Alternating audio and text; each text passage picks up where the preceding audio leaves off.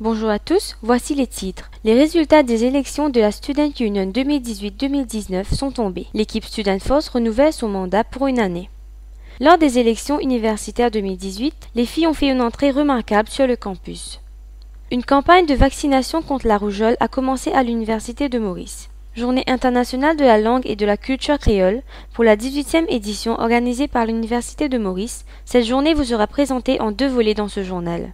En attendant les résultats, les élèves du HSI évaluent leurs options pour la prochaine étape, celle des études universitaires. Les résultats des élections de la Student Union 2018-2019 sont tombés. L'équipe Student Force renouvelle son mandat pour une année. L'élection des nouveaux membres de l'Union des étudiants a eu lieu le 30 et 31 octobre dernier et c'est l'équipe Student Force qui a remporté 10 des 12 sièges à pourvoir. Compte rendu de cet événement folklorique avec Shazza Topsy. C'était l'euphorie dans l'auditorium Octavier jeudi dernier à l'annonce des résultats officiels. Brandissant leur drapeau rouge en l'air, les étudiants scandaient d'une seule voix le nom du groupe vainqueur, la Student Force. Pour cause, 10 membres de leur équipe ont été élus, dont 4 membres du bureau exécutif, 5 représentants de faculté et un représentant des étudiants au conseil. Les 2 autres sièges de représentants de faculté ont été remportés par les candidats indépendants, Sheila Kapoor Kisun et Govind Lal Bahadur.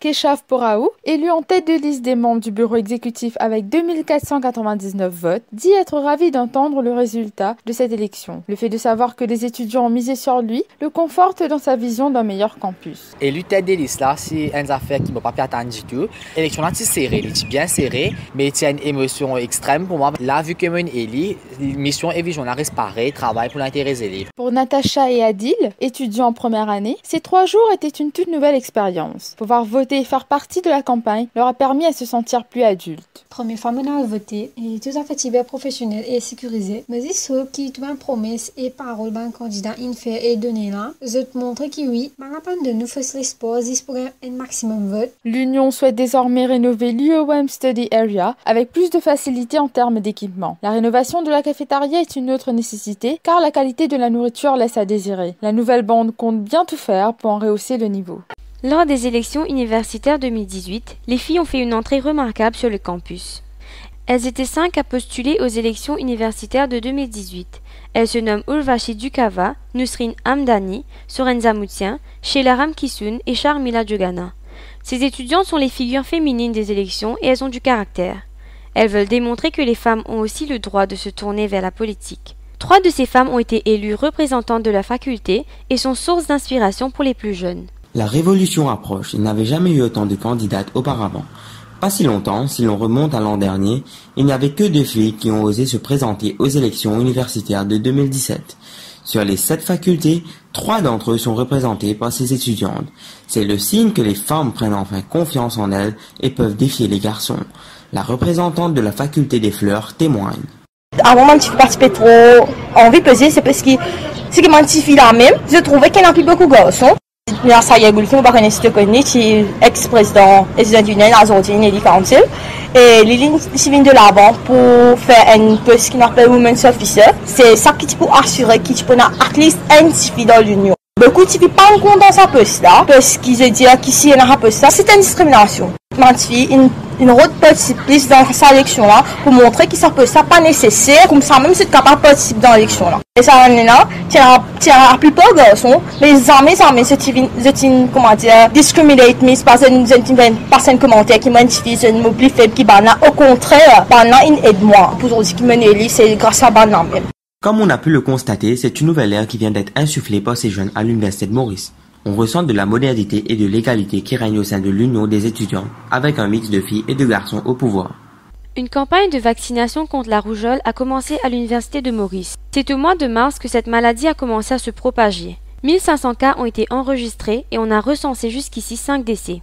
Les enfants non vaccinés sont les plus à risque. Les services de santé ont aussi constaté une mutation qui fait que la rougeole est devenue mortelle. Nissam Mitou, infirmier en santé publique, nous en parle au micro de Lakshmi Ramdawar. Nous avons la rougeole, ils ont une muté, une changée maintenant d'une minute. Dans le passé, nous passons dans un hôtel, une personne qui a la rougeole, mais maintenant nous avons 5 décès suite avec la rougeole.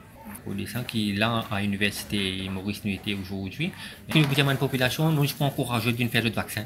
Pas seulement la rougeole, mais dans H1N1, même n'importe qui vaccin nous est non, à l'île Maurice. Et normalement, la rougeole, c'est un symptôme où vous gagnez un petit malaise, ou bien la fièvre 40 degrés, pas la fièvre, mais la fièvre à 40 degrés, vous gagnez le nez coulé, ou les GP l'ormi. Après, vous gagnez un bouton dans la bouche, et dans le corps, vous gagnez un bouton, man rache, man rache. À noter que les vaccinations se font dans les hôpitaux tous les jours et les Area Health Centers sont ouverts de 9h à 11h. Pour cette 18e édition de la Journée internationale de la langue et de la culture créole, l'Université de Maurice a respecté la coutume, datant de plusieurs années déjà, en organisant un événement spécial.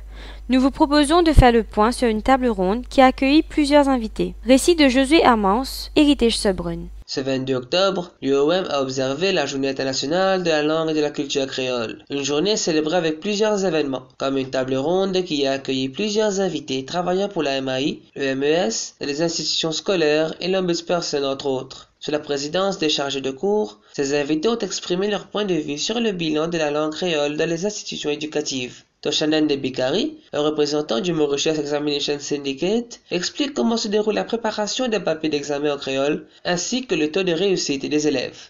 Comme à tous les examens de langue, nous pouvons tester plus ou moins les mêmes choses. Tester lecture, compréhension, des capacités d'écriture, de connaissances grammaire, des vocabulaires. Puis là, il y a cette spécificité. Donc, disons, dans créole mauricien, nous n'avons aucun marqueur pluriel avec comment anglais pour avec S. Donc, on n'a aucune question de ce genre. Et bon, nous pas cause taux de réussite et numéro d'emplissage. Tous enfants continuent. Donc, ce qu'il y a, c'est un achievement certificate. Tous enfants ont une grade. The lowest grade, qui est 30 points à descendre, c'est grade 6. Et environ 20% des enfants qui ont un grade 6 en K1. C'est plus ou moins le même pourcentage qui a un grade 6 en français ou en anglais. Donc c'est comparable à travers les langues. Pour pouvoir enseigner la langue créole, il faut des enseignants bien formés et qualifiés pour apprendre aux élèves comment écrire correctement le créole. Béatrice Antoine-Françoise de la Mauritius Institute of Education nous donne quelques explications. Alors pareil comme à n'importe qui les autres cours, stagiaire, professeur, stagiaire plutôt qui viennent dans MAI, ils suivent un cours dans primaire, on appelle ça un TDP, un Teacher's Primary Diploma, qui est spécifique à créole mauricien. Et ça m'a professeur là, on viennent suivre une formation théorique, mais ils aussi une formation pratique, c'est-à-dire qu'ils sont à leur terrain, en teaching practice.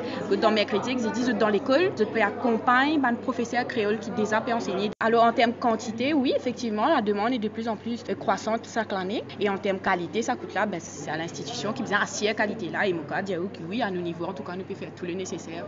D'un point de vue pédagogique, Rita Venkatasomin de l'Ombudsperson for Children explique qu'utiliser la langue créole comme un médium d'enseignement dans les institutions scolaires serait bénéfique aux élèves. Le bilan de Maurice positif, parce que ça, avant nous participer à enseigner même la langue créole en 2012, la langue créole il fait l'entrée dans l'éducation. Nous à CEF, nous pouvons à plus dire qu'ils utilisent créole comme un médium d'enseignement, parce que le comité expert des Nations Unies, il nous recommande ça à l'État mauricien depuis 2015, et tout le monde recherche montrer que quand les enfants apprennent leur langue maternelle, mais ils font plus bien dans l'école. Pour le deuxième volet de cette journée dédiée à la langue créole, plusieurs activités et présentations ont été organisées spécialement par les étudiants de l'Université de Maurice et ceux de la MAI. Entre un atelier sur le dictionnaire de la langue créole et la découverte de nouveaux mots ajoutés à la 3e édition, la journée a été riche en apprentissage et échanges. Pour terminer en beauté, deux artistes locaux, Ménoir et Christopher Warren-Permal, ont animé la conférence en interprétant chacun quelques-uns de leurs titres. Le doyen de la faculté des sciences sociales et humaines, Arnaud Camperan, s'est exprimé sur cette journée au micro de Tanviram Tohol et Géraldine Santas. L'institution concernée est représentée. Vous pensez nous gagnons bon essence en termes de débat, une bonne proposition aussi. Et puis la deuxième partie, c'était plus mon étudiant à l'œuvre. Je peux montrer qui je peux faire à l'université. Et la dernière partie avec l'échange avec les deux artistes, Ménoir et Christopher Warren.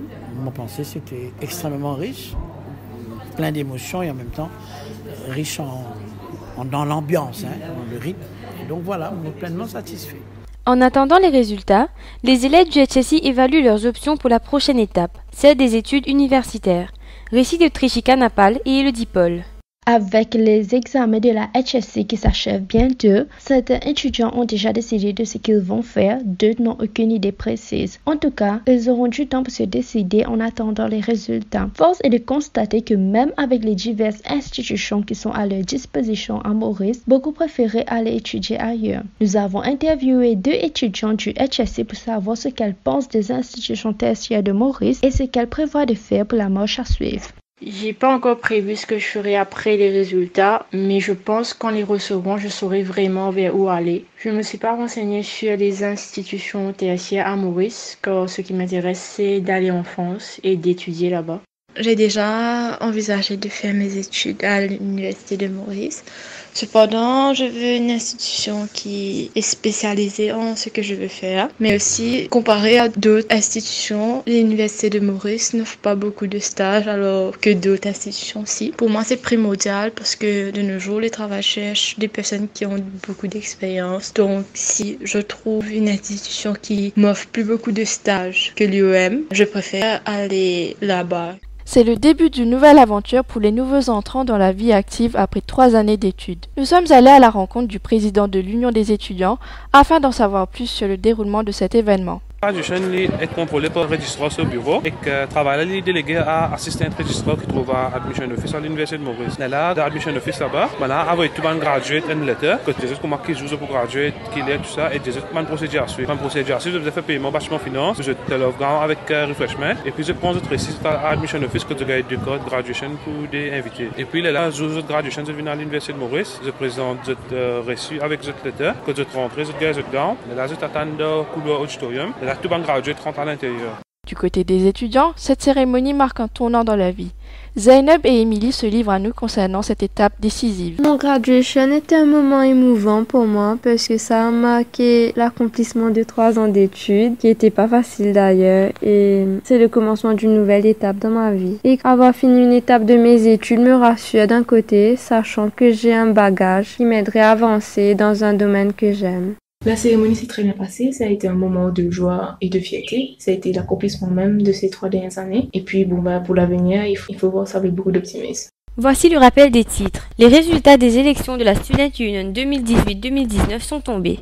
L'équipe Student Force renouvelle son mandat pour une année. Lors des élections universitaires 2018, les filles ont fait une entrée remarquable sur le campus. Une campagne de vaccination contre la rougeole a commencé à l'université de Maurice.